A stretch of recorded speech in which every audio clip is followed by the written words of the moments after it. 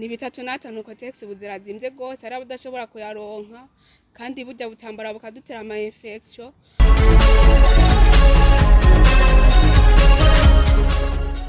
Ugwaruka bw'abigeme bo muri lycée Cibitoke rugera ku majana 3 rwaronkejwe ibikoresho vya nkenerwa mu gihe c'ubutinyanka.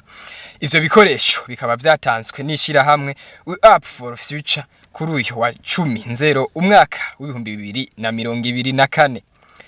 Icegera c'uburongo iryo shirahamwe Everine Munezero aramenyesha icatumye biyumvira umugambi wo gufasha abigeme mu kubibaronsa utwo dutambara dufasha mw'isuku ryo mu butinyanka, akanagira ko avuga icatumye bahitamwo iryo shure rya lycée Cibitoke. Icatumye twiyumvira n'umugambi ku bana b'abigeme kimwe mu vyivugo vyacu nuko tudakeneye gusubira kumva umunyeshuri yoba yahevye ishuri canke yasivye kw'ishuri kubera kubura agatambara ko gukoresha mu gihe c'ubutinyanka. Hariho aho vyagiye biribonekeza mu mashuri twagiye turacamwo, bamwe badushingira intaba twebwe hari igihe dusiba kw'ishuri canke tukanaheba canke tukaja no kuryamana n'abahungu kubera ko batwemereye kudutambara tukoresha mu gihe c'ubutinyanka. Icatumye twiyumvira iyi lycée Cibitoke nuko icambere coco iri shuri riri mu ntara rusanzwe dukorera mu ntara 5, murumva ko na Cibitoke irimwo ari cyo catumye nyamukuru duhera muri dukorera muri ino ntara ya Cibitoke. Yego turakorera no mu ntara ya Kayanza, ni ntara 5, ni Cibitoke, Kayanza, Mwaro na Muramvya. Haba ku ruhande rw'ubuyobozi bw'iryo shure canke abigeme bahiga bose barashimishwa n'iyo ngabire kuko kuri bamwe kuronka utwo dutambara bibabera ikibazo. Avyumvise yuko hariho bamwe bakoresha udupapuro tutahagenewe cyangwa udutahagenewe cyo kubatera n'ingwara ziturutse ku isuku rike.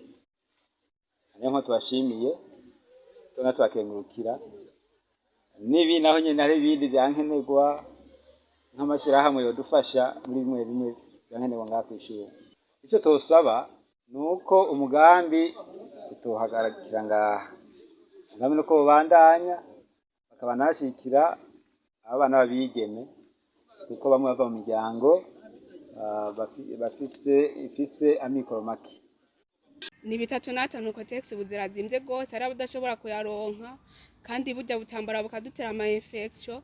Turashimiye cyane iryo shirahamwe kuko nka twega aba externe urashobora kuba wowe buri ico gikoresho ugakoresha nk'agatambara kuko uburyo ntibungana, ugakoresha nk'agatambara naho maze gushika kw'ishuri hari igihe bushobora kuva bivanye n'amasaho gera kw'ishuri. Turabashimiye gose kandi Imana ibaha umugisha. Bashimye cyane kuko ngene iri shirahamwe yiyumviye neza mu guteza imbere abakenyezi canke se mu guteza imbere kubigeme bashobore kwirekura ku bijanye n'ubutinyanka.